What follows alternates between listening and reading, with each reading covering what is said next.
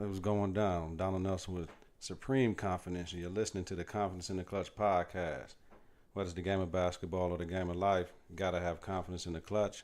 Practice makes confidence. Pressure makes diamonds. Stay sucker free. Listen at confidenceintheclutch.podbean.com on Apple Podcasts and Google Play Music. Subscribe, rate, and review. It's important. Visit us on Facebook, Confidence in the Clutch. Follow us on Twitter and Instagram at K and the K. Coming up for today's show, we're going to talk about Finals Game 4.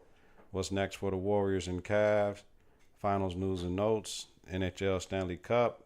TO. NCAA football. Minnesota.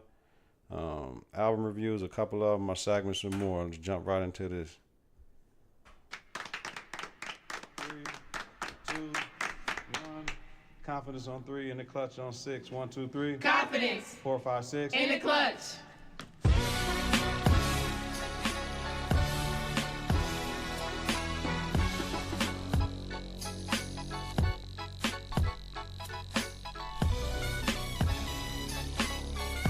Always got to hear them horns coming in, baby.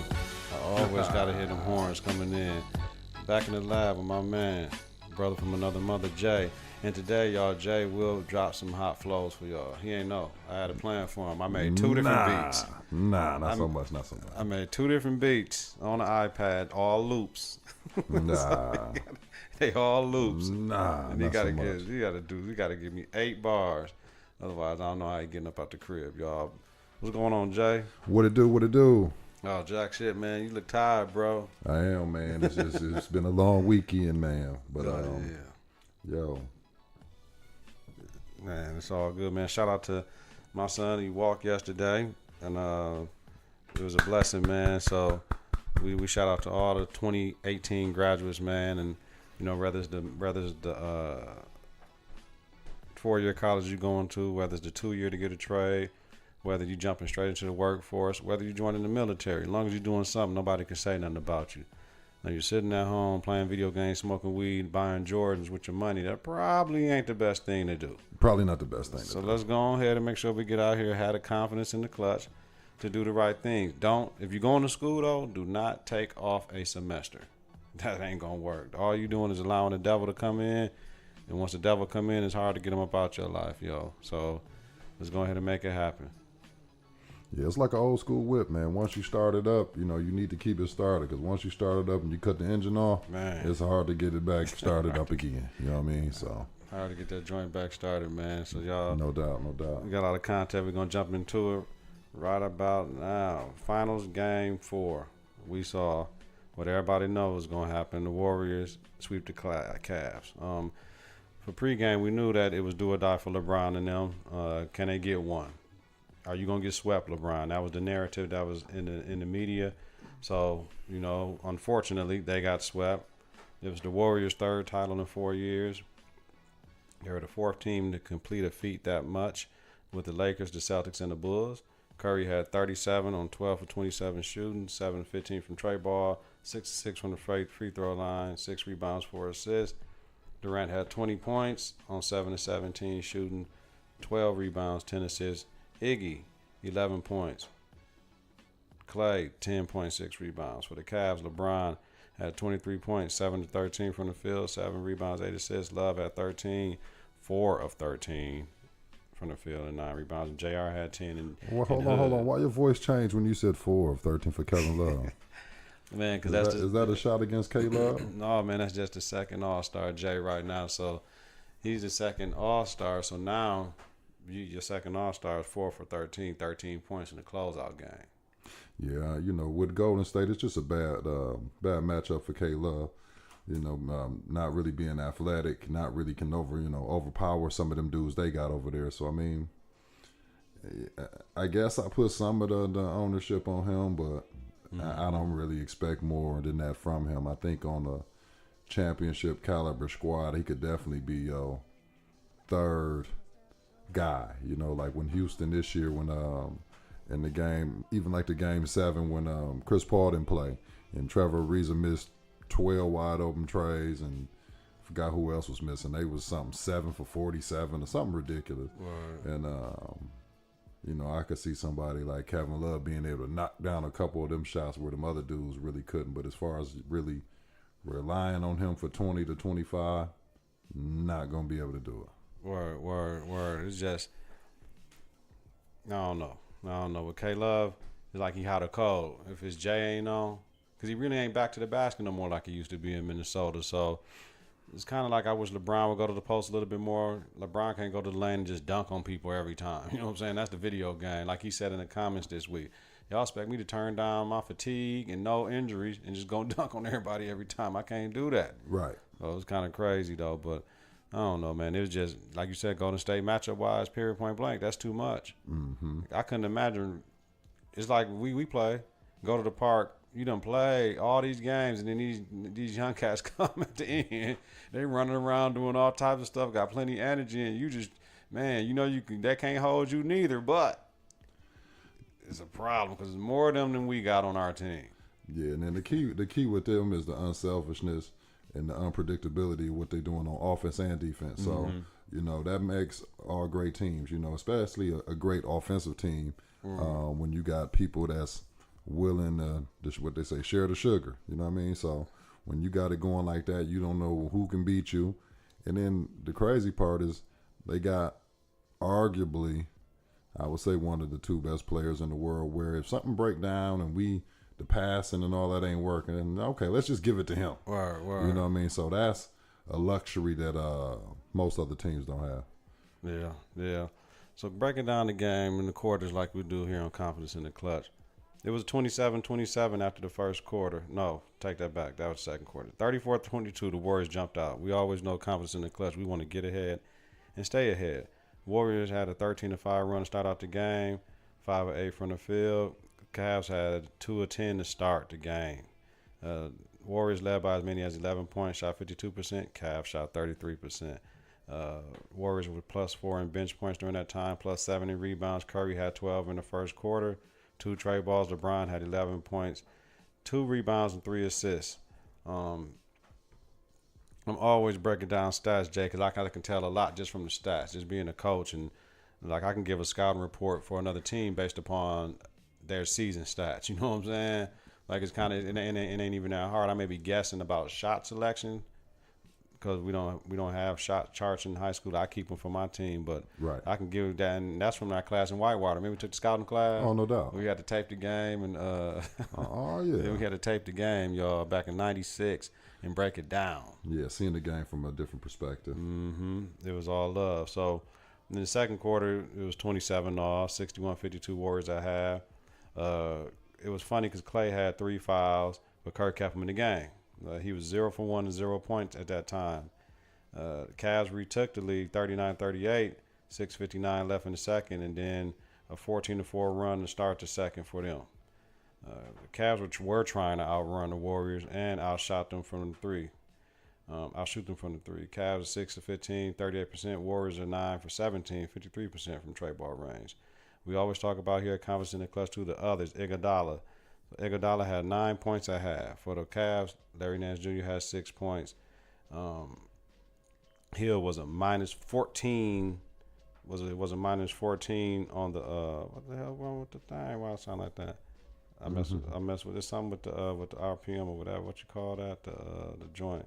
I got to get it back right. The BPM. Yeah, the BPM. I don't know what I did with it though, but that's light work. It'll get together. What I say? George Hill was -14. Love was -14, and Tristan Thompson was -19. Plus and minus is big when they was on the court. Free throws was Cavs was 10 for 16, Warriors 6 for 6. The biggest lead for the Cavs was 1. The biggest lead for the Warriors was 11.5. Curry ended up with 20 at the half. LeBron 16. Warriors was +7 in bench points. So I'm looking at the game, Jay, like, damn, here we go, because we know what's going to happen in the third quarter. Right. Notorious. So 61-52, that's a 9-point lead. Now here we go. So quarter 3, Warriors, notorious, 25-13. 86-65 after the third. They had a 6-0 run to start the third, and to push the lead to 15. They led by as much as 21 in that quarter. Warriors was making it very hard for the Cavs offensively. Great defense, individual and the help defense. Cavs shot selection was terrible. There was too much dribbling in one-on-one, none but isolation ball. LeBron had 4 fouls, and the Warriors had basically a 25-13 run that quarter. Thompson still 0 points in the first half. He had 10 in the third. So on that run, that 25 points, he had 10 in that third quarter. So we know that was notorious, and we all know how that ended. In the fourth quarter, Warriors up 101, 108 to 85. It was 22 to 20 that quarter, but they were plus 12 in the third quarter. So the lead balloon to 25. Cavs are done. What we got for the reaction, Jay? We know who the MVP of that game. Just the lack of energy by the Cavs overall. I think stemming back from the letdown in game one, the debacle, won by kind of themselves, the referees, and however else you want to kind of put it. And also J.R. Smith's shacked in the fool moment at the end of that game. I just don't think they really ever really recovered mentally from that whole situation. Now some reports are coming out about LeBron being possibly injured, having a broken hand or something crazy, but I'm not, I will say that probably the last, because it was reported as something that happened towards the end of game one. Mm-hmm. So, his scoring output, even though I believe he did have, I believe, like 30 in game two, he just wasn't as confident. In all playoffs, he's been shooting his jump shot and even his pull up, and I just didn't see as many shots, being taken from that. It almost reverted back to like the old LeBron, where it was like, I need to get to the basket or nothing, or pass it to somebody else. And this play of the thing that was kind of making him unguardable was the fact that he didn't really, if you watch the clips of that first game, he pulled up from about 35 feet and, and just drained it. So, that's that. I mean, the other thing is they became very predictable as far as their offense. One thing with the NBA, and if you have smart coaching, if you know that certain players like the ball in this position or certain other players are limited as far as what they can do, it's definitely pretty easy to kind of stop them. So I think over the 3 games, they pretty much got down, this is what they're going to try to do. Even sometimes it worked, JR hit a few shots. He tried to dribble through the leg, behind the back, the extra stuff that he do if he can't just straight shoot. But overall, they had their number. I don't believe that anybody on Cleveland was confident of winning any more games. I want to say maybe game 3, they might have had a little confidence. They felt like they might could do it. I think they came out on the 10-0 run to start the game. But other than that, any of the other games, I didn't really see it in their eyes. Like, I don't, the fight, like, I don't like these guys and we can win. Right. I didn't see that at all. Right. I mean, Curry was cerebral in his attack, surgical. You know what I'm saying? He had 37, which was a season high for the playoffs. In that second half, the Warriors led by, the Warriors held Cavs to 34% shooting and just 33 points in the whole second half. So like you said, stick a fork in them, they were done. So they were done. They didn't want to take that trip, that 6-hour flight back out to Cali and all that, or 5-hour, how long it is from Cleveland, though. But for the series, the clutch analysis, Jay Durant for the series, he averaged 28.8 points, 10 rebounds, 7.5 assists, 2 times Finals MVP, 6th player to win back-to-back MVPs. You think he deserved the MVP of the Finals? I would say, yeah. I mean, I'm just looking at the overall body of work. Of course, MVP of the Finals is supposed to be for those 4 games in the Finals, but we all pretty much know when it comes to the folks that's voting on it, they probably looking at, it's hard to not look at the totality of the whole playoffs. I know Steph was out a few of those games, and and Kevin Durant was the constant. So I don't necessarily think he had the 43-point game, I believe. That was a magic moment for him. I forgot the other game where it might have been game 3, I believe. Game 3 is when he had the 43. Yeah, okay. Well, one of the games where he hit like a really big shot, to kind of bust the game open. So, you can debate, the Steph and him and whatever. And that's up for, for everybody to kind of have an opinion on that. But Kevin Durant definitely is their best player. I always kind of believe that, if it's close, it goes to the best player. Right. And this will go down in history. He'll be in the history books with the the Kareems and the Magics and the certain people. So I just look at it like Steph Curry time wasn't now. They didn't want him necessarily in the history books. The best player on the team, bar none, that's responsible for helping them get these last two for sure is Kevin Durant. That they say it didn't even the playing field. That uneven the playing field. Once that kind of happened, so it was love. Shout out to KD. Yeah, KD. They said game one they tried to say he was running from LeBron, like he wasn't trying to hold no D. So it is what it is. They really should have lost that game in game two. Like you said, he hit the big shot in game two, but that was the game when Curry was stunting on cats with the 1, 2, 3 at halftime. You know what I'm saying? Like, stunting on cats doing everything. So he had his game, but then Curry and Clay didn't shoot well in the third game, and KD had his coming out party again. That's what I'm saying as far as being a little bit more consistent. I think Steph probably had more magic moments in the finals just because those 9 3-pointers, that was amazing. Like he broke an all-time record, and and I believe it was held by Ray Allen, or it might have been held by him. It was by Ray Day. Okay, so and we watched Ray for his whole career. So and Ray was a great shooter, but a different type of shooter. Kind of in the Reggie Miller mode, run around picks, those type of things, and to see one of the young boys do it, man. Shout out to the young boys, man. Steph Curry, man, Dale's son, man. Oh yeah. No, for the series, Steph averaged 27.5, 6 rebounds, 6.8 assists. So it wasn't far away. No, it wasn't far away. But in every statistical category you just said, Kevin Durant was higher. Right. And he's the better player. Right. You know what I'm saying? So I'm like, if you're gonna give it to, like the one year when Joe Dumars won it, and Isaiah Thomas didn't. Right. You know what I mean?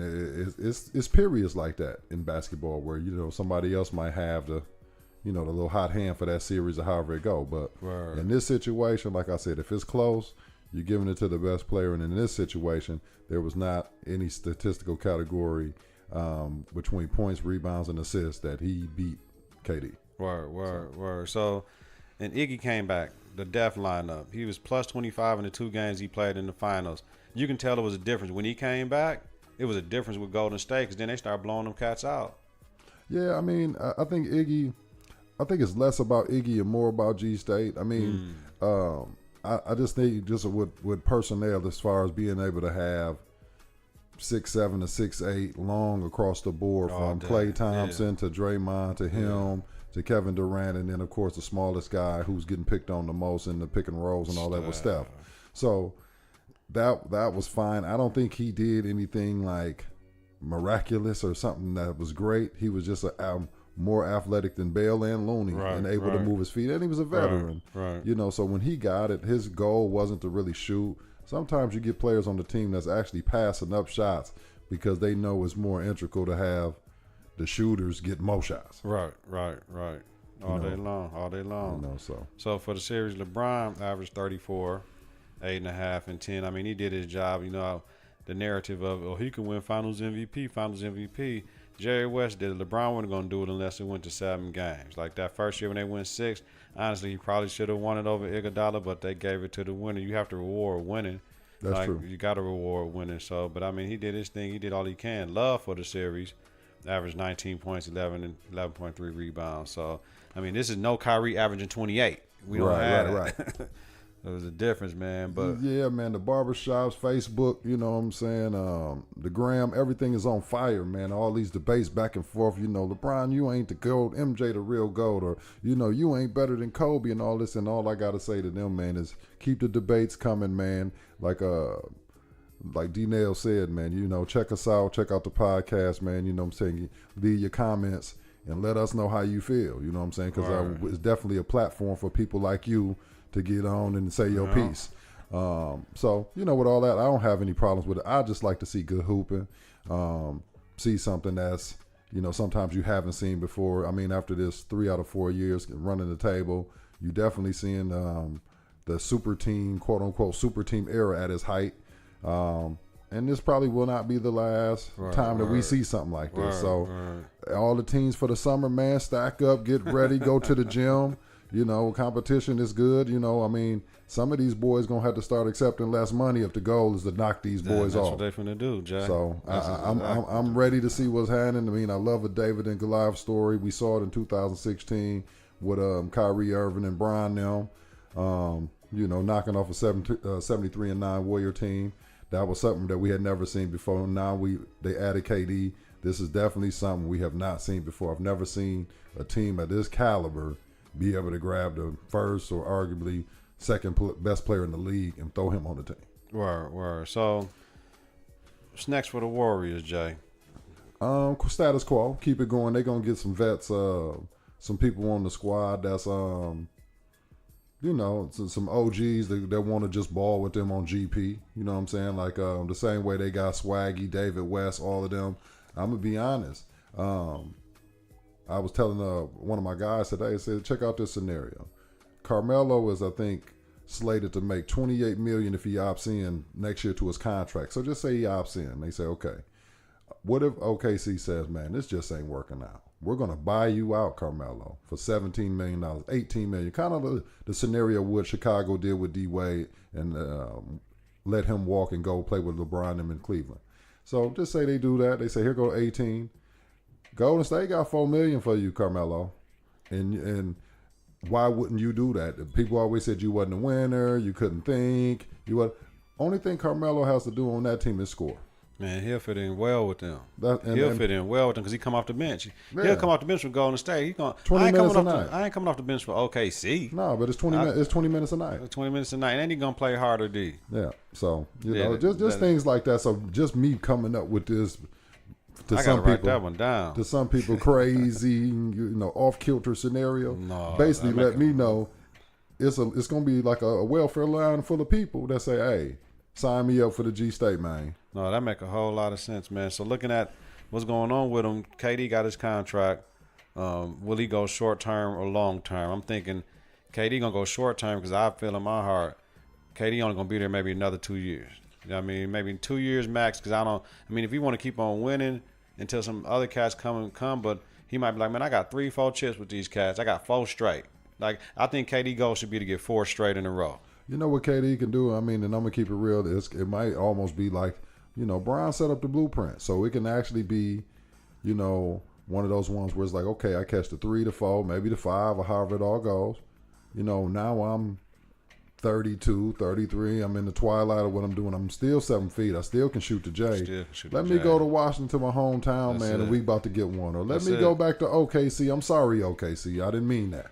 And let me go ahead and I don't know if that means Russ got to go or however that works out. But sometimes in sports, you know, people always said that one ship for a certain squad can mean more than 2 to 3 to 4 with the dream team pretty much, you know. So if he could go ahead and dip to Washington and get one for a franchise that hasn't had one in over 40 years, I believe they got one in the 70s. You know, hey, more power to him. So word. Yeah, I'm going short. So the Warriors got 9 players signed for next year. They got 6 free agents though. KD with his early bird player option, Nick Young, Zaza Pachulia, JaVale McGee, Kevon Looney. He got his 4-year restricted. Patrick McCaw got restricted early bird rights, meaning they could sign him and get him more money than anybody else on the market. Then they got David West. This is the 3rd year the Warriors will be a tax team. Signing KD to a max and filling the bench with minimal contracts will make payroll $147 million with a luxury tax of $60 million. But doesn't matter. They got the money. They said right now, I was listening, I don't know what podcast I was listening to. Might have been First Take or it was Undisputed. They were talking about how it might have been the jump with Rachel Nichols. I'll just run through my gamut. But they were talking about how right now the seats for the finals were like 40,000 or something like that. That shit finna be $500,000. Like, you know what I'm saying? Like, the season seats was like 40K. In the new arena is gonna be $500,000 just cause the clientele they got, and how much it is gonna be. So they're gonna have the money. I mean, the biggest thing is when you get to win and the franchises valued at more money. As far as like the tickets and all of that stuff, I'm honestly, I could be wrong, but I'm under the belief that because there's no real at this point, no rival for them or competition. So, for example, I could see a ticket for the Celtics Lakers game back in the days with Bird and Magic being a lot more valuable. Even today, if you just have a ticket stub of that, being a lot more valuable than say, the New Jersey Nets versus the Lakers with Jason Kidd against Kobe and Shaq. Like, those both were dynasties, both was hooping, it was good, but there was no defined arch nemesis that really make this worth something. So, I mean, as a fan, to be honest, besides the fact, I mean, if I'm just in Golden State and I want to see him, that's cool. But if I'm just a fan, I don't necessarily want to drop $100,000 to see you beat Boston. Right. That's just me. Right. Now, they do got that $5.4 million. We was talking about Carmelo. They do have a $5.4 million tax mid-level spot, but that would add another $17 million to their tax bill. But we over here saying it don't matter about the tax bill. We ain't worried about that. Nah, when your team is worth probably quadruple, or probably even more than quadruple what they paid for it, it doesn't even really matter. And again, and you can shuffle in and out. I know in the first championship, you know, it's always some casualties of war. You know, Harrison Barnes, thank you for your service. We got it from here. You know what I mean? So one of the reasons we lost, though, we had to go get KD. Yeah, but you know, I mean, he was a participant in them winning one. Yeah, for sure. So Barbosa, you know, another good player off the bench, high energy, a good scorer, you know, so that was cool. So, you know, it was just a lot of ones. I mean, I could see, you know, you might keep Swaggy, you might not. It depends on what Swaggy want to do. I mean, Swaggy's probably in the middle of his career, so if he can go to Sacramento and make 9 opposed to staying with G State for 3, I don't know. I mean, as a businessman, I might have to go for the 9. David West, I think they would like to keep him around possibly for a good OG locker room presence and kind of be the muscle. But I kind of peeped some dissension with David West. He just kind of seemed like he was a little unhappy. I should have played him. He should have played more, but he knew that when he started taking less money and just going for these chips, though. No, I know. And I'm still, to be honest with you, I'm still kind of salty at him when he stayed at Indiana for less money and Boston offered him more during the KG, Paul Pierce and them era. You be knowing all that KG, Paul Pierce. Yeah, you know, where it could have been stretched out a little bit more, but, you know, maybe him and KG didn't get along. He didn't like competing, you know, against them. So he probably was like, man, I don't like you. I don't know what the situation was, but now all of a sudden, you know, I forgot how many times he did it, but you know, he just got the ring hopping. But he went to the Spurs for 1 year. Yeah. So they got Aldridge. Oh, I ain't gonna play, so let me go to G State, and he caught the 2. And I mean, and then when they did have Aldridge and he did play, you tricked off. You know what I'm saying? I kind of put that in the KD scenario where it's like, hey, bro, you left OKC because y'all wasn't playing the type of basketball you wanted. But the one memory that I'm always remember is that 3-1 because I was at the crib watching the whole thing. And Clay went ballistic, I think, game 6. And that's on you, dog. If you the coldest player in the world like you doing now, tapping your chest and, you know, talking crazy to everybody, like, like that's supposed to be a done deal. Ain't no way in the world Draymond Green, Iggy, any of these dudes, because I know they can't hold you in practice now. I know that. To me, it was all mental. It was all upstairs. It was never about your game.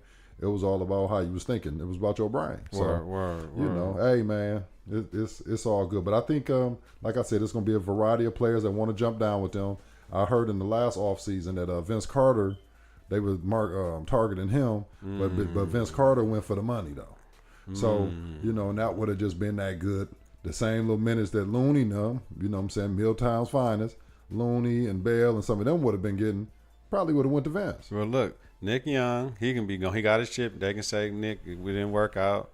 You know what I mean? They got Looney, but he restricted. You know what I mean? They got JaVale. They got Jaja. They got some money to free up that they can go ahead and get Vince. You know, Vince, man, that'd be perfect for Vince. He one of them guys too. I mean, all them guys you really can keep because they know the system, and at some point in time they've been valuable. Yeah. Last year's championship, what they say, MVP of the playoffs, Zaza. Right. You stuck your big size number, whatever, under Kawhi Leonard's foot. You twist his ankle. Bullshit. And it ain't never right for the rest of the season. That was bullshit. No, it was. But that was what he contributed. For sure. You know, on the Bill Laimbeer. For sure. aspect of the game. You know, JaVale had a very good, solid playoff, or not playoff, but final series this year. Last year as well, just energy, block shots, dunk. You know, with them, they need to keep JaVale. JaVale got to stay. That's what I'm saying. Yeah. So he can definitely stay. I mean, but even just for morale and whatever, Zaza really don't want no money. He gonna set picks. He gonna elbow. He's like the muscle. Yeah. The same thing with like David West. So in my estimation, you can keep pretty much everybody. It just depends on what they want to get paid. Yeah, that's it. And if one or two of them decide and say, hey man, I can go play on the Knicks and get triple, cool, because it's gonna be a line of other brothers that want to play. Yeah. Definitely, no doubt. So, next for the Cavs, all right, LeBron led Cavs teams are the last two teams to get swept in the finals, 07 versus the Spurs and 18 versus the Warriors. LeBron is 3-6 in the NBA Finals. What will LeBron do? You know what I mean? We don't know. It's a lot of speculation. I had a couple of things. Everybody, you know, if you go to Philly, you go to Houston, you go to LA, is different positives, different negatives. I was saying if you go to LA, Brentwood, he got $2 million cribs in there, 2 multi-million-dollar cribs in there, getting one renovated right now for the summertime. Do we want his kids to grow up out there? You know what I mean? Is it time? That's going to be the factor because, you know, between his wife, his beautiful wife, his kids, all that, even his foundation. You can run that foundation from anywhere. No, that's true. But it's, you know, part of the thing was, you know, when he left and he didn't get as much heat for it was, hey, I'm to the crib. You know, so now it's going to become a thing where it's a little bit more heat, you know. I just think that they strapped with salary cap and bad contracts where, you know, realistically it's not a lot of movement, not a lot you can do. I'm not necessarily trusting in Kobe Altman to kind of be able to bust some blockbuster trades. You don't really have a lot of trade bait, probably besides Kevin Love. Kevin Love and the 8th pick, that's all you can do. Yeah, and I mean, package them joints. And I mean, even if you do that, then you still stuck with JR and Tristan and some of these other brothers. So, and it doesn't diversify. As great as LeBron is, it doesn't diversify what you can do. As he's getting older, a team or franchise should actually want him to do less. You should really be buying him in or selling him into doing less. I would even say Michael Jordan last 3 championships, even though the output was great, if not greater than the first 3, he did less. He moved around less. He dribbled less. When they brought in Harper and Kukoc stepped up, and we got Rodman to do some more of the dirty work, and that's it. Take the eye off a bone, and Pippen stepped his. It ain't no one-on-one. It ain't the Boston Celtic bone where you dribble through the legs 12 times for the pull up on Bird and them, and that was Bone at his finest. The last Bone was the surgical tactician. Get it to me on the block. Get it to me at the high elbow. Turn around in your mouth. It's all good. Word. I was listening to Undisputed on Friday, and Shannon had a great thing for LeBron. He was like, go to the Celtics. Go to the Celtics. Like, you know what I'm saying? Because Kyrie, he said, Kyrie, they talking like Kyrie might want to go to play with the unicorn. You know what I mean? With Porzingis in New York, because he's from the area, right? And he might not win, but just to go back to the crib in the area or whatever. Let Kyrie walk since he got one more year. Right. Brian, go ahead. You know what I'm saying? And go ahead and sign with them cats and play with all them other young cats. He got to do less. Right. You got Terry, you got Brown, you got Tatum. You know what I mean? Where you can just do that. You got Horford. You know what I mean? You can get rid of Marcus Smart. Might have to get rid of Morris. I don't know. But and then, you know, you got all them draft picks. That would be I said that from day one. That's the best win right now and into the future scenario. Man. Based on coaching, based on GM, and based on personnel, who they got on the squad. Man, I like that way better than Boston. I like that way better than LA. I like it way better than Houston. Yeah, because I mean, with some of these teams, man, once you get a player of LeBron caliber, not only can he handicap, you know what I'm saying, some of the players just because of style of play, you're going to have to get rid of 2 or 3 players off of payroll just because, unless you're willing to go deep into the luxury tax and to go all in. I don't know which teams are willing to do that. Word. So that breaks us down to what will the Cavs do? The Cavs can't do shit till Brian make up his mind. So no. There's nothing really that the Cavs can do because the draft is going to be before. So if they want to trade the pick or pick it for somebody else, they really can't because of what's going on with Brian. Like, so he's really, unless they have a conversation with Brian, like, Brian, we know you're going to hit it. Finna trade the pitch, blow this shit up. Only you can say, okay, or no, but they're strapped. They got the 8th pick in the draft. You know what I mean? Who can they draft? Or will they parlay that into a trade with another player to bring somebody in? But you can't trade that draft pick and think you're going to get something of substance from it unless somebody really got somebody, somebody slipping. And if you're doing it, you got to do it quickly. You can't draft a player and then trade them later. Nah. Or you can have a trade on the table and draft a player that they want. Right. And then bust a move like that. But either way, it's going to have to go down in the next few weeks. Right. So we got 10 players on the roster for the Cavs. 4 free agents. LeBron, of course, with his bird rights. Hood, he got restricted bird rights. Jeff Green and Jose Calderon. So yep. So Calderon, man, what they say, thank you for your service. You out of there, and probably back to, where is he from? Spain, I believe, or he back. He from Spain. So so he'll be back. I believe Jeff Green will be this generation. No, I won't say generation. I will say he'll be the modern day version of Gary Payton, and by that I mean, you remember how Gary Payton went to play with his boy Shaq? Oh yeah. Yeah, and then when Shaq got traded, when he ran to Miami, he was like, man, this my guy. You know what I'm saying? So, and then they finally, because people don't understand, they lost the one in, I forgot what year it was, but they lost the one to the Detroit Pistons. That was 04. So they lost that one. Then they went back again with the first year or two in Miami. 06. They won in 06. Yeah, but 05. 05 they didn't. They didn't. They didn't have JPGP though, neither. They didn't. And then they had they end up getting JP White Chalk with yeah, Posey Bone. Just a lot of castaways, man. So I could see Lonzo came back. Yep, and I could see my boy Jeff Green saying, my buddy. Wherever LeBron go, I go. So I mean, I think that would be cool for him, man. Shout out to JG, man.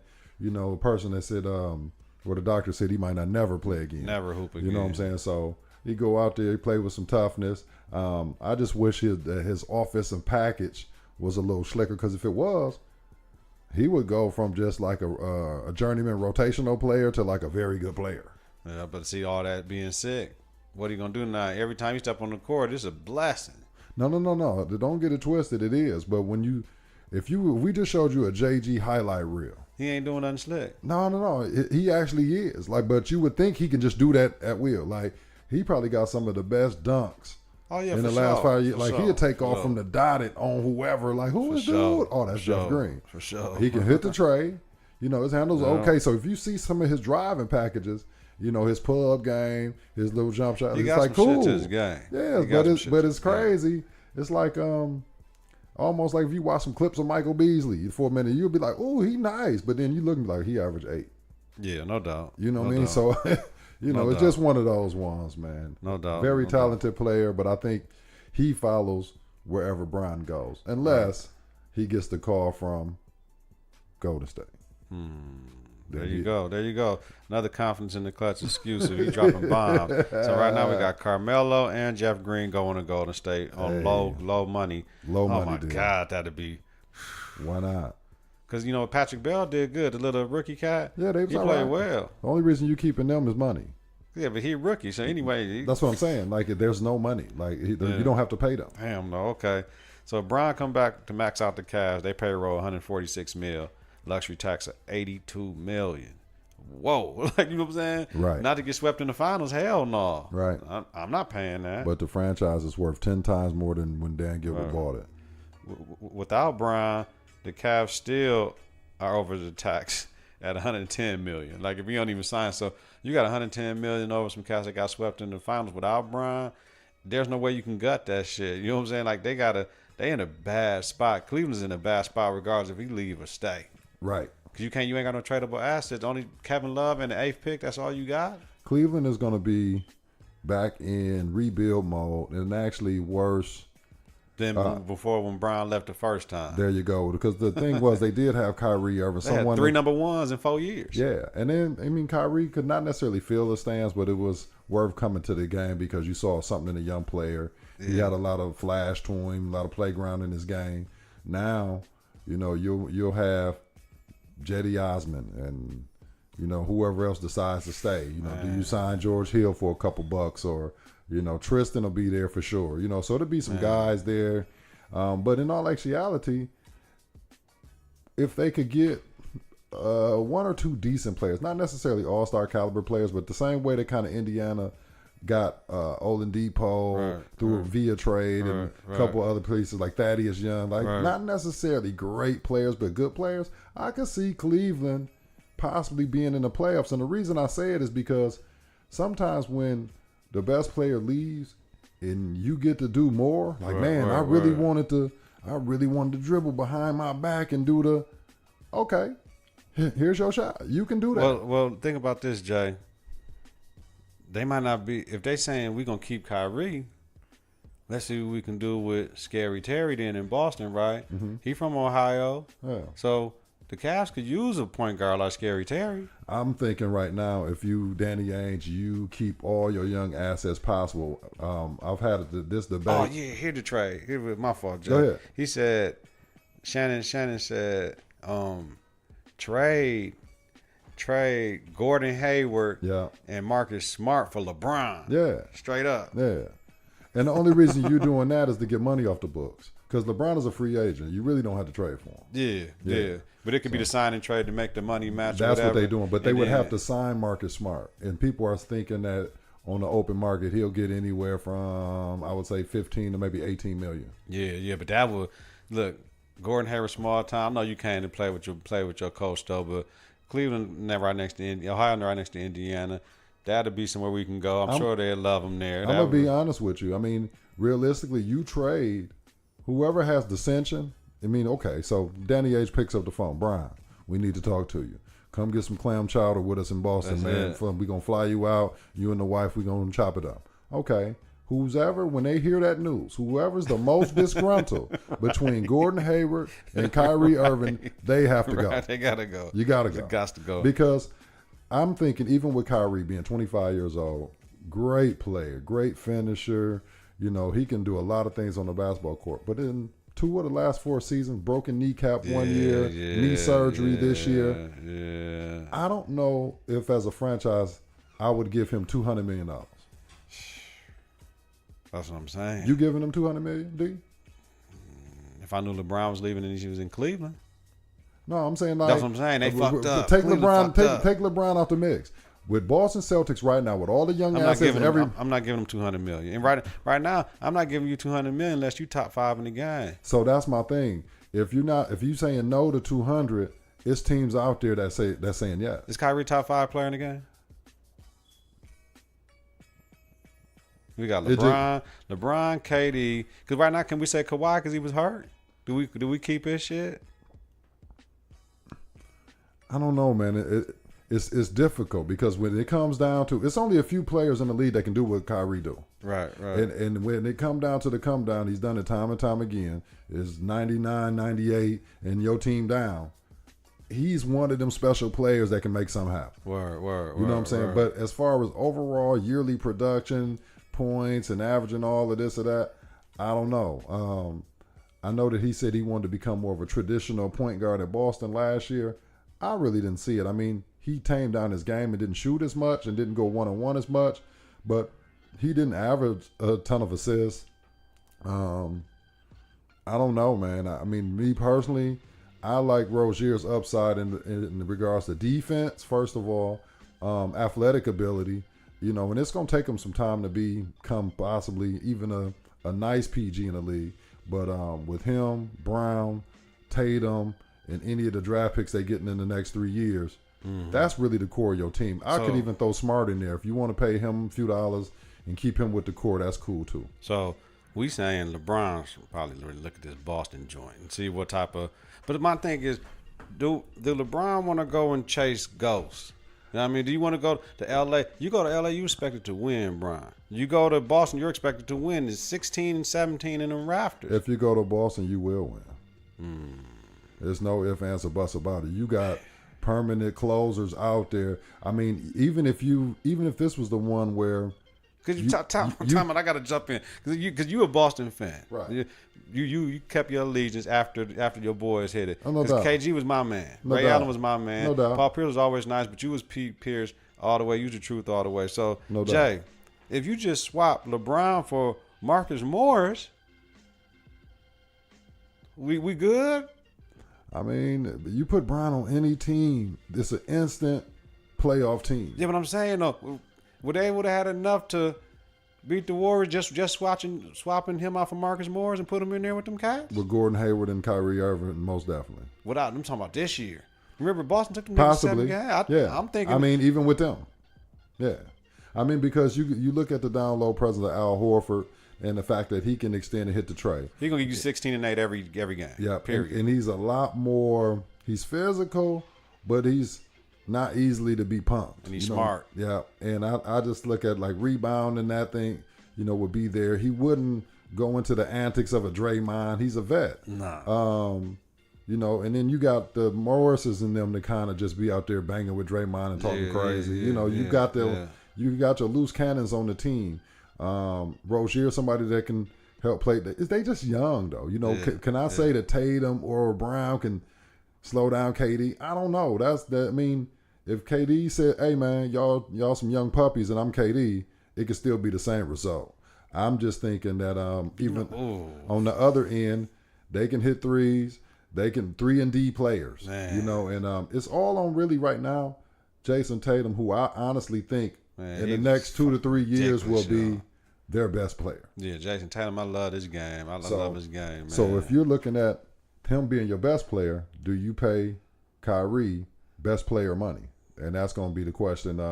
If Kyrie's willing to stay and say, hey, I'll free up a little cap room so we can keep Brown and him, or because once you get to giving out about 2 max contracts, it's a wrap. It's been maxed out. I don't see too many teams doing 3 to 4 max contracts. No. Not gonna be able to do it. No.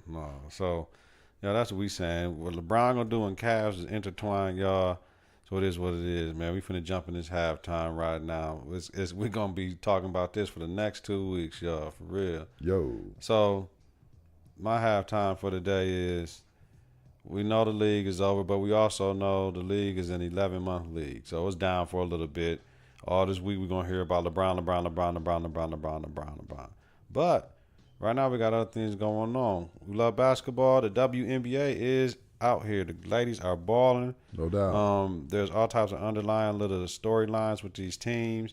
And just quench your thirst for the WNBA, man. I know some of y'all, I don't want to watch no girls. They don't do this, they don't do that. Watch how hard they play. Watch the passion. Watch the conviction they play with. Watch the coaching. Watch the out-of-bounds plays. Watch the sets. It's basketball. So regardless of what you're talking about, it's basketball. So you mean to tell me you ain't going to play 2K because you like Xbox and it's on PlayStation? It's basketball. It's the same buttons. And to kind of piggyback on that, not only are they playing a very nice style of basketball to watch, it's a team-oriented game as far as how the women play. Mm-hmm. Everybody's touching the rock. They playing an integral role on what's going on. Less isolation ball. If I had a kid, male or female, I would have him watch some films and tapes of the WNBA just on the style of play and how they play. On a whole nother note, probably 2 of the best players in the league, Candace Parker and also what's my girl off of Minnesota, the Lynx. Maya Moore. Man, 2 of the prettiest women in the world anyway. So that's, I don't know about y'all player, but you know what I mean? Man. Ain't nothing nicer than seeing a pretty lady out there dribbling that rock like that, man. Yeah. So, I would say tune into that. Hey, by the way, did you see the commercial for Maya Moore with the Jordan shirt? No, for the Big 3. No, I didn't see the commercial for the Big 3. With Day and Craig. Oh, no. And Witherspoon, John Witherspoon. Bang, bang, bang, bang, bang, bang. Oh, no, I got to see that. Yeah. So the WNBA going to quench your thirst. The Big 3 going to quench your thirst as well. We'll talk about that one.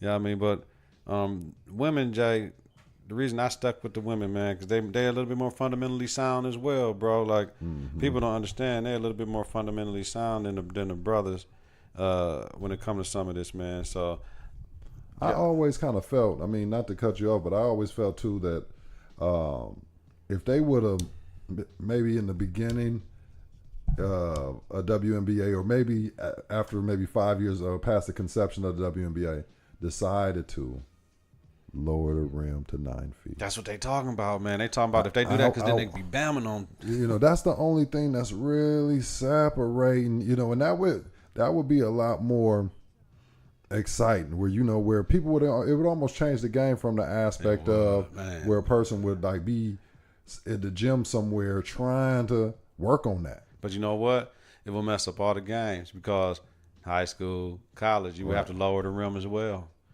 Yeah, I mean, but it's a professional league, and I mean,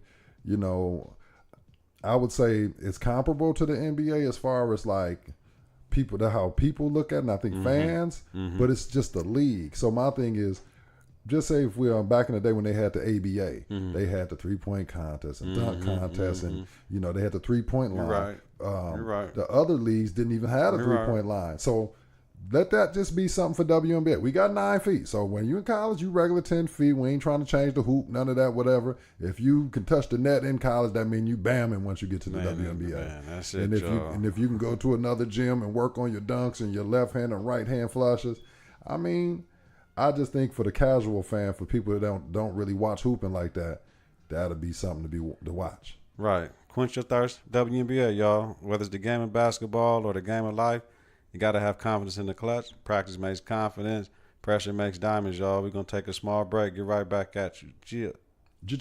All right, y'all. We back from that small hiatus, man. We got a special guest, distinguished guest. My son Akil in here after graduation, man. How you feeling?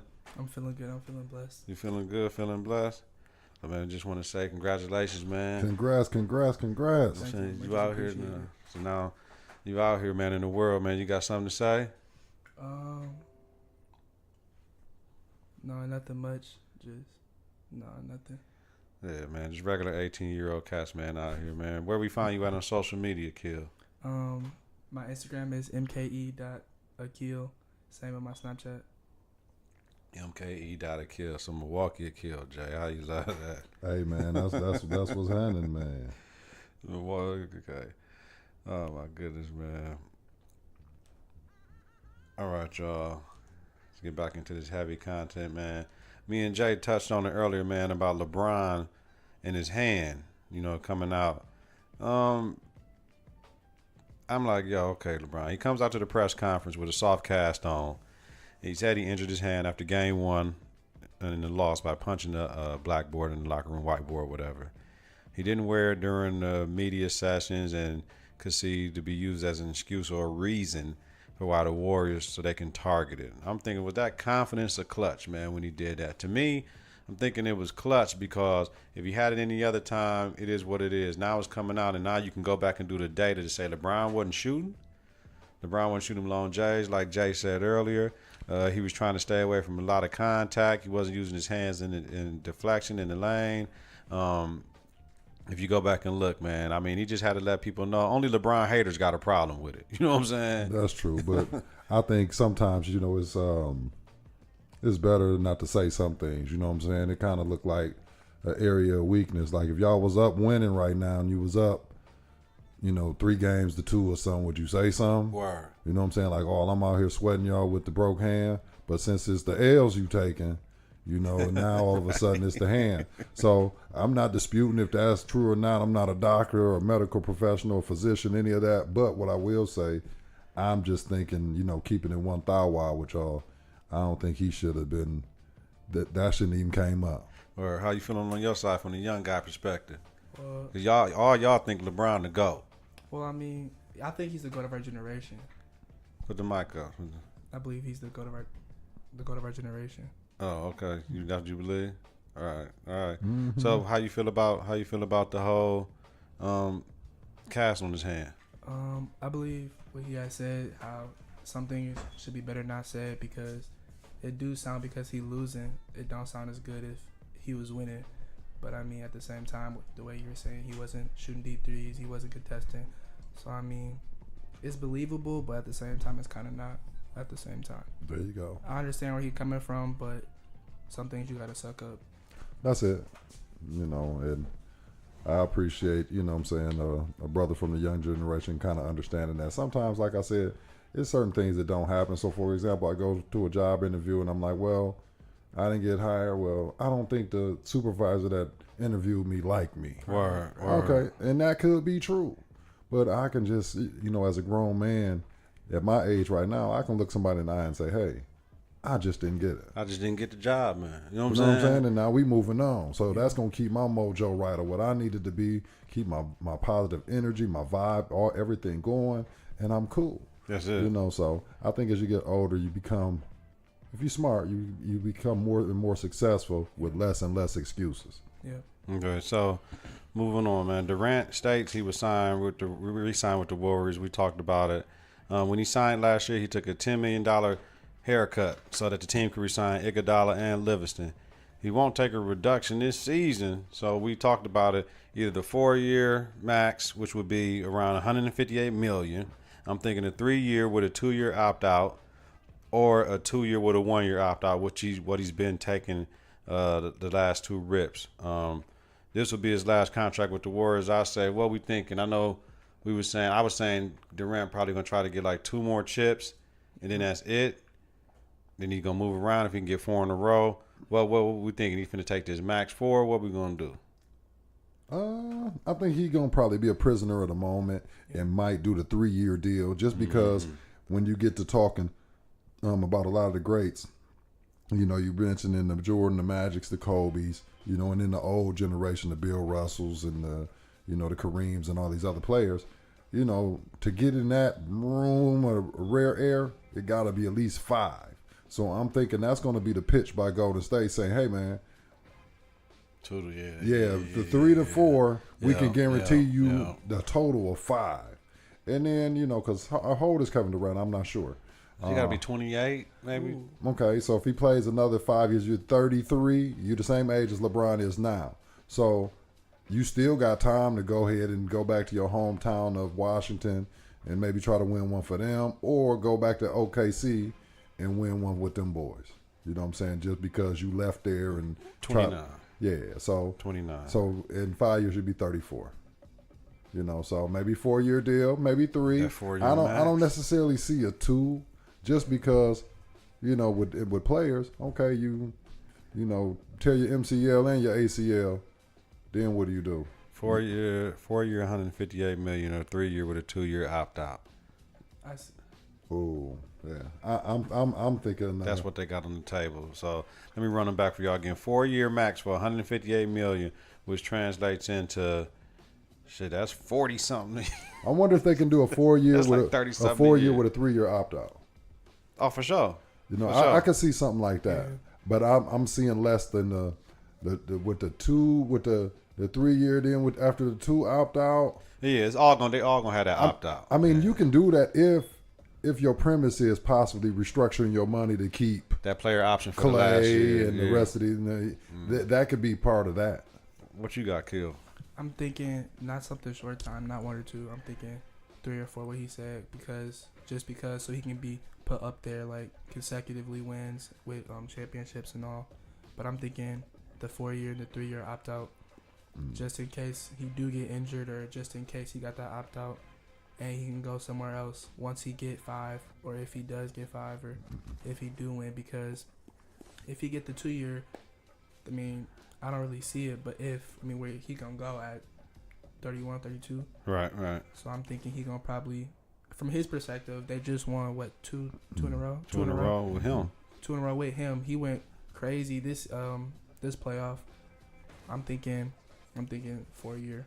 I'm going my go 4-year. It is. Okay. That's what we're going with. So switching gears to another champion, NHL Stanley Cup. The Washington Capitals won the Stanley Cup 4-1 versus the Las Vegas Knights. It's the first Stanley Cup in franchise history. Alex Ovechkin, the second longest presiding player with the same 13 years to win a championship. The only one that presided longer than him than winning the championship was John Elway, 15 years with the Denver Broncos. The Las Vegas Knights had a Cinderella story. A lot of people were pulling for them because they were an expansion team, and they got to handpick people from different teams that they didn't want. They protected players, and these players right here, other teams said they didn't want. So that was interesting. And they made it all the way there as an expansion team. They would have won. There's a lot of teams that didn't make it to the playoffs. Like, wait a minute, man, how they get there that quick and all the money they got to generate and the revenue and all that stuff. But, you know, I'm happy for Alex Ovechkin. He's always been great. It was one of them situations where he played in the same conference with a great player with Sidney Crosby at Pittsburgh, and he was always in his way. So he was able to get out and get his chip, man. So shout out to the Wizards for that. No doubt. My man T.O. said Terrell Owens, he likes to be called. It's not Terrell. No, Terrell Owens. Your mama and them named you Terrell, though. We know this. You know what I'm saying? Grandma and them was Terrell. T.O. will not participate in the Hall of Fame induction ceremony. Nah, you crazy, Jay. Hey. He would not participate in the Hall of Fame induction ceremony. Is that confidence, clutch, or foul? You know what I mean? The reason being is he felt like this is his third year he was eligible to get in. He felt like he should have been day one with his stats. You know what I'm saying? Because he was like top 5 in 2 statistical categories for receivers. I'm going to have to pull those joints up. But he said he want to do something, and he's going to announce it at a later date. I was thinking and I was listening to my other podcasts and listening to what they had to say about it. But I just want to let y'all hear what y'all got to say. Is that you got confidence to do it? Is it clutch to do it? Or is it just foul to not go to the Hall of Fame joint, yo?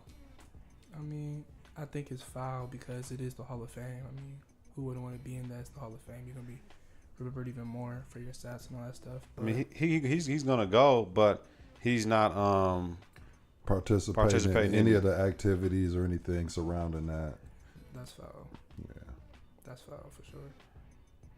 Yeah, I mean, I'm with Akil on this one, man. I mean, I think sometimes in sports or just in life in general, when you reach a certain level of success or do something, it's less about you as an individual. It's more about them. Yeah, and it's more about the people that helped you get there. That's it. There we you go. know what I'm saying? Like, it might not mean a lot to you, so it's gonna mean more to the people that watched you and helped you yeah, along the way. and that's their induction. Yeah, that's for grandma and them. That's for mom and them. That's for your auntie Pearl Dean them. That's for your one auntie that got roaches and stuff, and you can't eat her food at the picnic, but that's your auntie. That's for all of them. The one coach. Yeah. You know what I mean? All that for the hood. So, I mean, he was a third-round draft selection of the 49ers in 96. He ranks 8th all-time in receptions, 1,078. Second in receiving yards, 15,934. And third in receiving touchdowns, 153. He was supposed to, in 15 years, he was supposed to go first year. They just, his perception of a locker room killer of cancer, and for other people that vouch for him say Terrell was a great guy. That was just what his thing was when he turned them lights on. He just turned it to that monster. But, you know, I think it's clutch because he's saying screw y'all, but at the same time, it's foul because he need to show up for all the reasons y'all two said for everybody else. I'm not even looking at it from the past Hall of Famers. That's cool, you know, for the Joe Montanas and them and the Jim Browns and all them. They paved the way, man, and that's cool. But what I'm trying to say, street code on this one, man. T.O., you gotta abide by the street code, and it's always family members who got clippings, old posters. Man, there's people that probably got some of your clippers, man, that's turning yellow on the wall because they so old. Word. And you might not even been kicking it with them like that recently. You know what I'm saying? But they always, when the people come over to their house, Terrell is my nephew. For real? That's your nephew? Yeah. And they the ones that cheer for you every rip. Yeah. One thing I learned at church, man, is sometimes it's when you're not praying for yourself or doing the right type of thing, it's the older people and the people in your life that's praying on your life. The reason why you getting these blessings you getting. It ain't about you, bro. Absolutely. So for Terrell to, you know what I'm saying, to be like, you know, to kind of not use this platform to kind of shout them out, Absolutely. to me, that's fire. He's saying, I want to take everybody to the Bahamas. They can come with me. Well, I mean, if you're going to kick it like that, then that's I'm cool. just saying that's what he's saying. No, I'm going to disclose what I'm going to do with everybody. If that's what he's going to do, then that's fine. But I think also if he's going to do that, he needs to release some type of public statement shouting these people out. Because like I said, it's about them, man. It ain't about, you know what I'm saying, none of that, man. Word. So, jumping into NCAAs, University of Minnesota football players is suing the university. There's 9 black or African American players, depending on how you want to call us right now. Black players that have sued the university over racial and gender discrimination over alleged gang rapes and how they were used to satisfy federal law, while white athletes in the athletics department accused of the same crimes didn't have the scrutiny they did. Is that Konfidence or Klutch? Confidence. Yeah, go ahead. I'm thinking Confidence because it's you got to do a lot to come out and sue somebody. Like, that's to take a lot of confidence to come out and say something about it instead of just sweeping it under the rug.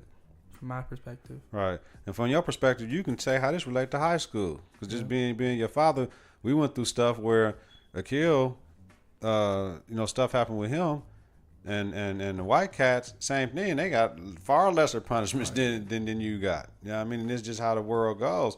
So you got to see the taste of the real world and what it is to be a black man in white America right now. So you know how to make moves when you're coming out of high school. But yeah, I think is actually it's confidence in the clutch. It's both, because they saying, man, y'all not gonna do this, and we got data. We know what y'all do. We got proof that y'all did. We didn't rape the girl. You know what I mean? So it is what it is. But y'all did that just to satisfy this Title IX stuff, and all, didn't have to investigate, and we missed games, and our name got tarnished, and all this stuff. You know what I'm saying? So what are we talking, Jay? I don't know, man. I'm gonna throw it out there. You know what I'm saying? Minnesota, Minneapolis, St. Paul, and this and that, for what they say, in my estimation, has been the black man's heaven if you love white women. Yeah, for sure. You know what I'm saying? That's been from the 80s to the 90s to 2000s to now. So my thing is, they doing something that's been going on for what they say, generations upon generations, singling out certain kids. And it's unfortunate, you know what I mean? Of course, in college kids or whatever, so a lot of times they do make mistakes, as it does relate to the women. And for a long while they had with the date rape drug and all this other stuff, but a lot of times it's consensual sex. Once people finds out about what's going on, then it's like, well, we need you to tell on him or these people, so I'm not really with that. But what I would say, to my brothers out there, you know what I'm saying, my African American young men, you gotta watch, man. You gotta know what's going on out here, man. Because if you don't really know, then you're gonna fall for the okie doke. That's it. So not saying that you can't. Extra careful, yo. Hey, man, live your best life, man. But at the same time, you gotta know that when it go down, it's like, to me, this how I see it. If I'm in the car and I'm doing something illegal, and I'm in the car with the brother and in the car with the white guy. I can be wrong for saying this, but this, I'm just going to say it. This confidence in the club. I'm more worried about the white guy. Why? He might not have a criminal record at all. He might not have did anything. We can get caught smoking a joint, and he tell on the whole car. They like, Ryan, tell us you were with those guys, or you know what I mean? You're going to lose your job, your scholarship, everything. Yeah, and it's like, I was with them. And I believe that's what he would do. Right. But don't get it twisted. There are some people, some of my Caucasian brothers that's down like the ground. So don't get it twisted. But I'm just being, just throwing a situation out there. You know what I mean? Just, doing it in that way. So like I said, I just want people to be aware and understand and know, when people's money and scholarships and all that's on the line, everything's right. There you go. They tell it. Right. Like that. Shit, one of my homeboy Killer Tay got taken down that way. You know what I mean? Just little thing that somebody could have had for them personally turned into something else, and my man had to be gone for 7 years from his kids just because the buddy could have said, man, that's my purr and it's over with. But instead, he couldn't take the charge. Oh, no. there you go. Oh, because it became a question of, if it's me or you. That's it. And I love me. I love me some me more than I love you. Yeah, y'all, America, in the world, what he got caught with was purr, and then it turned into, and you dealing with some punk police out there. They was punk police because they ain't had nothing to do, and they wanted to think they was trying to find Scarface. Not Sosa. They wanted Scarface. Remember Sosa?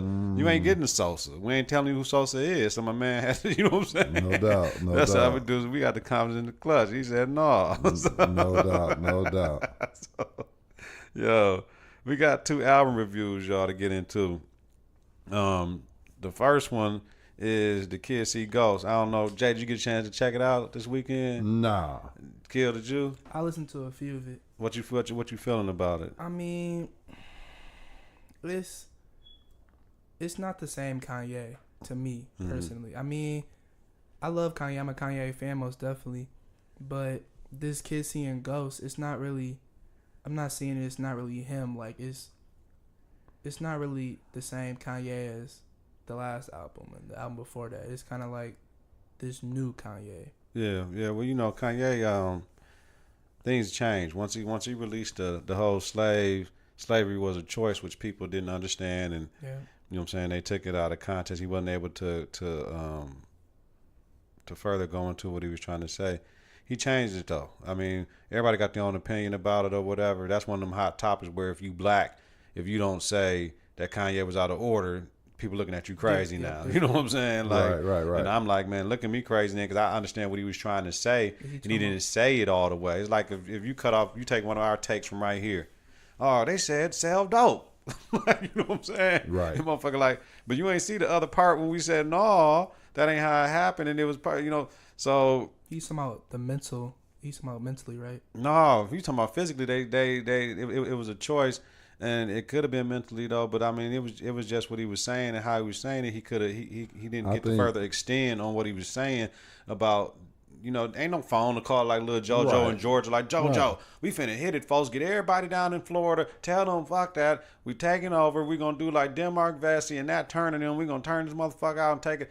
He can, of course, the slaves couldn't communicate like but that. you know where I disagree with you on is Kanye's a very smart, calculated guy. Yeah. And I think he knew by saying something as idiotic as what he said was going to put him on TMZ and, you know, just a lot of the media outlets where he could kind of do what he does. On a whole nother thing is, I think it reminds me of when something happens in the hood and then they have someone on the, they interview somebody right there on the scene. Right. It's always the dumbest person on the scene. Yeah. And for this situation, Kanye was the dumbest person on the scene. Word, you know what I'm saying? Word. He was not qualified to speak on none of that. So it just sounded really dumb and ignorant. Right. You know, it made it seem like, I kind of get what he's saying. Like, man, if we had so many, you know, Africans, it was so many of us, you know, why didn't we rebel or why didn't we do this?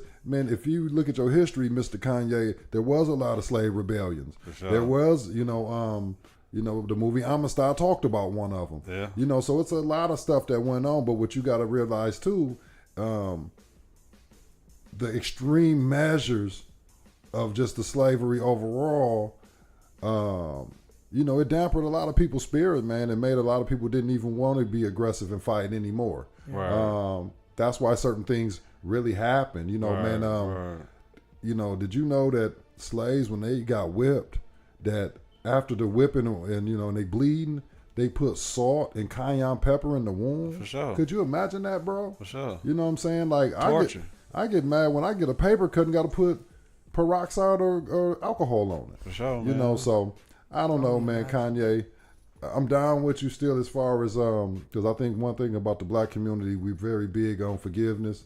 And he can make another album and say he messed up and we love him again. So, I mean, it is what it is. Right. I'm not really tripping, but Kanye, you knew what you was doing, bro. Well, this album right here is Kid See Ghost. This is with Kid Cudi, who was one of his artists on Good Music. And, you know, him and Kid Cudi had a falling out because Kid Cudi had mental health issues as well as Kanye. So I'm glad to see both those brothers are out here and with their full faculties right now. No doubt. Out here giving good music. But from production, on point, once again, he done dropped the Daytona with Pusha T. No doubt. He done dropped his Ye album, and he dropped this. And when I say the production and the samples, is like it's a whole different. It's the old Kanye, but it's a different Kanye. This is a focused Kanye on the beats, man, and the production. And he's making songs. The songs are legit. So overall on the album, you know, if you had to give it a ranking from 1 to 5, what you giving it? No, I'm finna give it at the end. Okay. Here you go. It's another short 7-song album, 21-minute album. Okay. We talked about it last week, me and Jay, about why they doing it.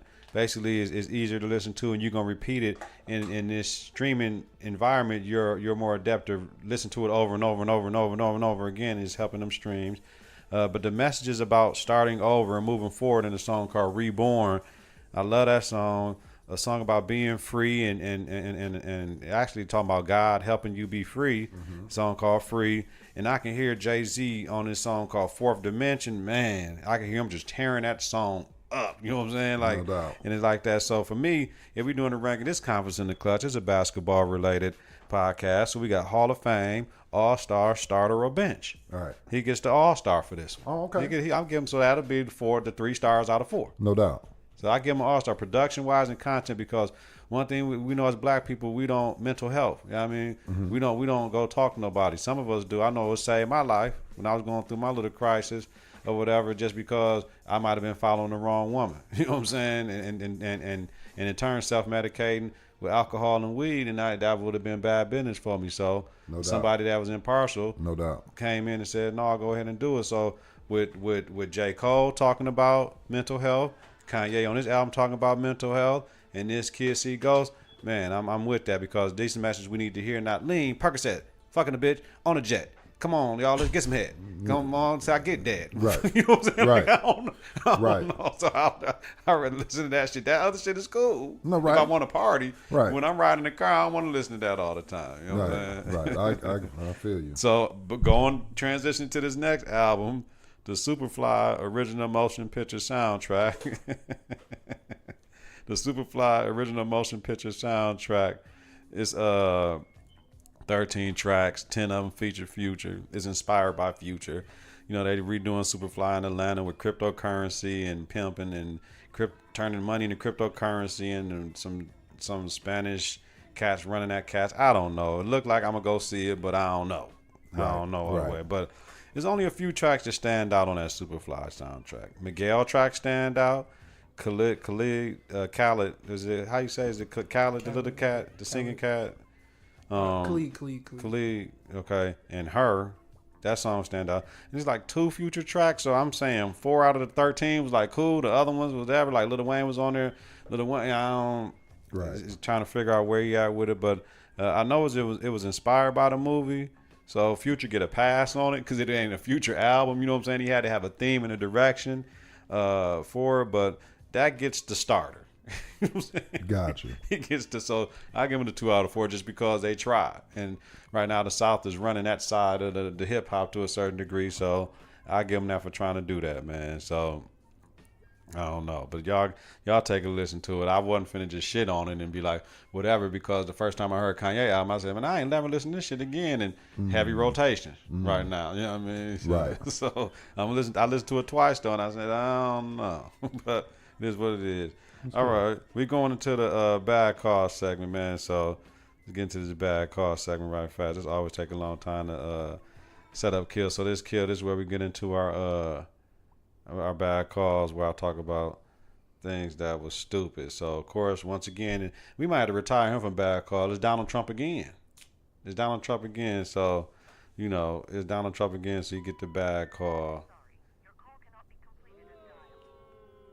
All right, Mr. Trump. This is what he did this time. Mr. Trump announced he will not invite the NBA champion to the White House for a photo op.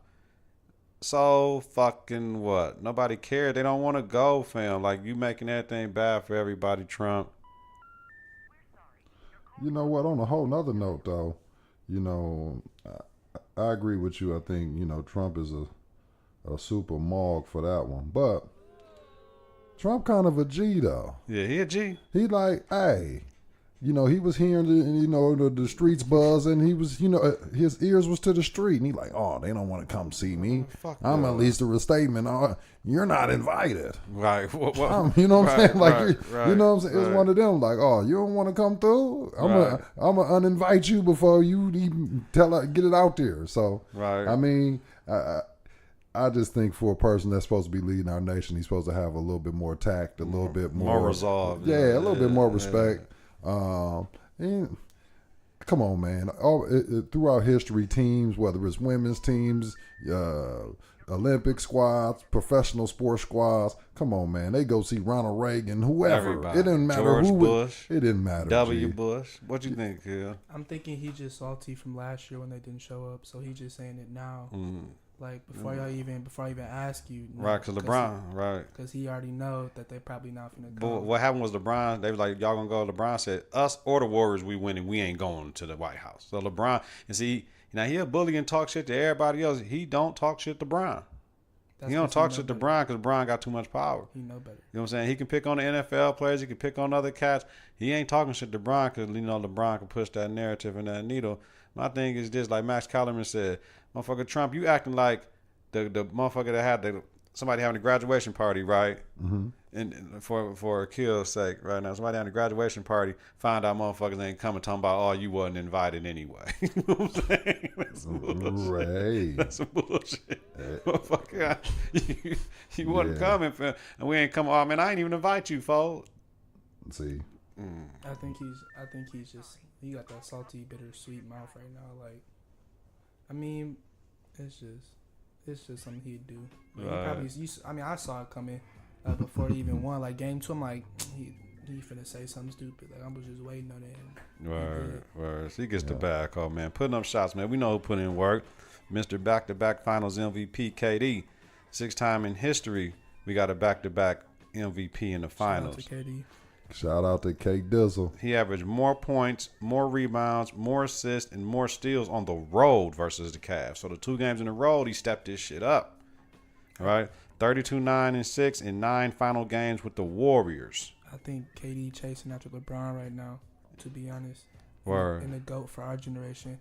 I think the new generation like KD because he shoots so ridiculous, but I think the old heads like KD in a sense by the way he play and do everything. But KD's starting to step up the way you said. He's starting to get them rebounds, starting to get them steals, starting to get them blocks. And if you watch KD and the way he play, it's so ridiculous. He a point guard that's 7 foot. He just gonna. It don't matter who you put on KD, he gonna still go at your head ridiculously. Like, it's not a lot of people who can guard KD consistently. It's not a lot of people who can guard KD at all in general. Period. So it's like, who do you put on KD? Like when you really think about it, like do you double team him? Because you can't double team nobody on the Warriors. Because if you do, that's somebody open. You could have. They could have let Draymond and Iguodala see if they can shoot. But I mean, if they get to hitting, it is what it is. You could have. But the people that you leaving open, they so good with dispersing the ball and the ball movement, this or that. It's a wide open shot. Yeah, right. I mean, it ain't old school where you slagging off him for the tray. And because Draymond is not really even a willing shooter. Like, he really not trying to shoot. Up, right. So, look, if you leave him wide open, he'll drive and try to throw the lob. That's how Bell and JaVale, like, he throw at least about 3-4 lobs a night based on that. You know, so once they get to doing that, those are kind of like backbreaker plays. So, you know, no. I give it 3 years. People are gonna start saying KD better than LeBron. I mean, they're already saying that now, but I'm thinking the majority of people, I'll give it 3 years. Well, LeBron and KD has the chance to pass up a person who everybody forgets when they talk this GOAT conversation of Kareem Abdul-Jabbar, because he wasn't all the ways in the media. He wasn't flashy. He has the most unstoppable shot in basketball that nobody use anymore. It was unstoppable. He got 5 chips. He had about 38,000 points. You know what I'm saying? So it's almost kind of like football argument in a way. Like when they talk about best players, a lot of times it depends on who you're talking about. Is it running backs? Is it quarterbacks? Is it wide receiver? And I think as big men, that's just like a whole different conversation. Like they don't even necessarily put a dominant big man in the conversation with your Jordan, the Magic. Because he can't do it all in a sense. You know what I'm saying? So yeah, because they're trying to get rid of the big man now. KD would be a center back in the 80s. Yeah, no doubt. You know what I'm saying? He'd be a center based upon his height. He can be a center right now. KD ever get it back to the game basket and that Jordan fadeaway is over. It's over. I mean, and he almost pretty much got it. The only thing with him is just he's so thin. Yeah, like if he ever bulked up.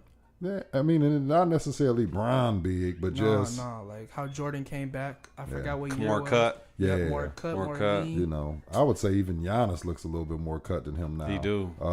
Anthony Davis for sure. You know, so I'm like, even if you could get to that level, I mean, you could damn near sky's the limit for you, really. Yeah, but KD one of them cats I ain't have to lift no weight and he can do it. You know what I mean? So he would only get better. So numbers in the clutch. Kerr. First in NBA history with 3 titles as a head coach and 5 as a player, per Elias Sports Bureau. Congratulations. LeBron, 21 out of 22 games, scoring 20-plus in the playoffs this season. Put in work. All right. So, man, it's just this season was great. And to be 8-1 versus the Cavs, the Warriors, they got their number. They're probably looking for another challenger. Probably people don't want to see that in the NBA. If you're a Cavs fan, like, man, we're 1-8 versus these Cavs. The last 2 finals, something got to change, and LeBron might be leaving, man. So, I don't know, man. So I don't know a team that can, overall wise, is as good as the Warriors. When you really think about it, because they got not Kyrie. They got Curry at the 1, Thompson at the 2. I mean, just right there when they first came out, the Splash Brothers, they was so ridiculous for how many threes they was putting up. Curry beat his own record for threes in a season back to back. That's how you know he was committed to getting some rings. And then once they got KD, it was basically over with. People started dissing the NBA and bashing it, and it's like KD was chasing that ring. Like when he first came to, he was just chasing that ring.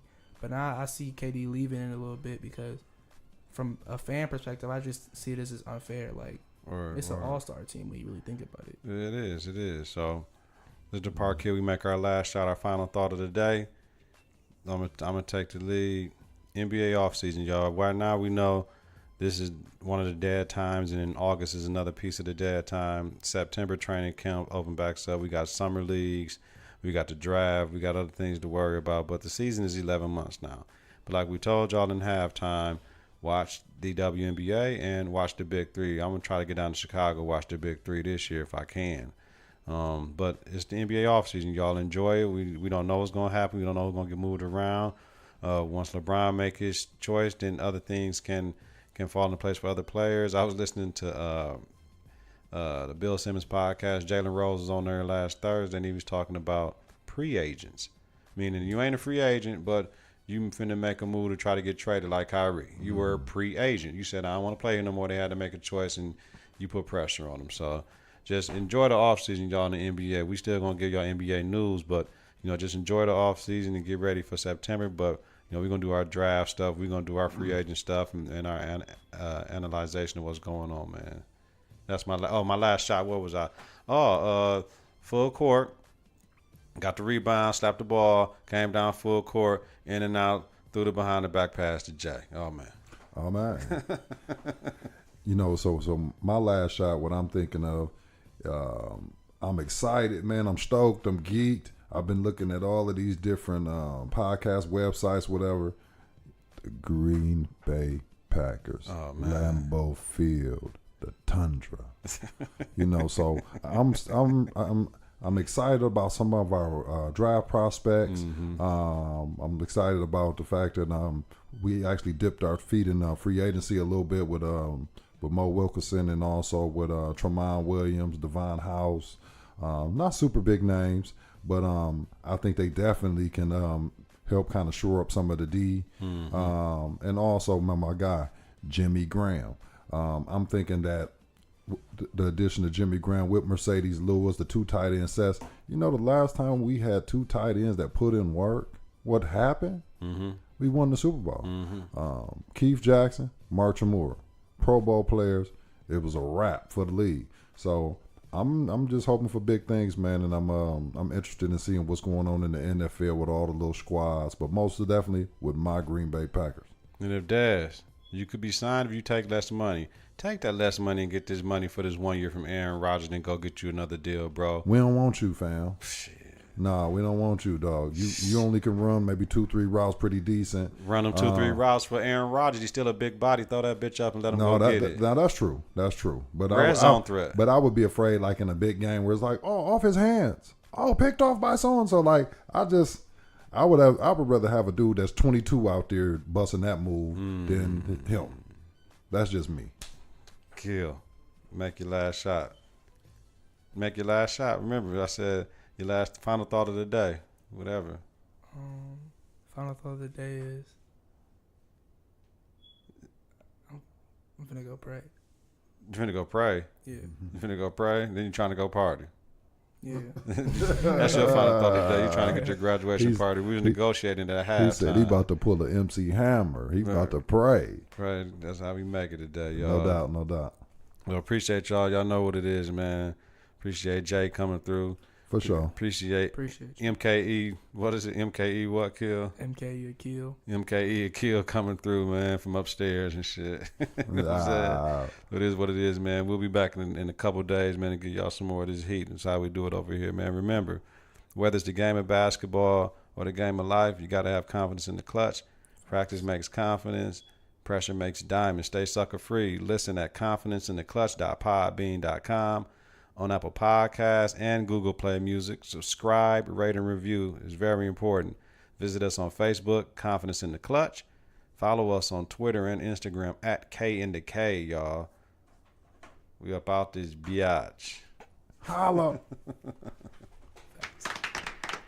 3, 2, 1. Confidence on 3, in the clutch on 6. 1, 2, 3. Confidence 4, 5, 6. in the clutch.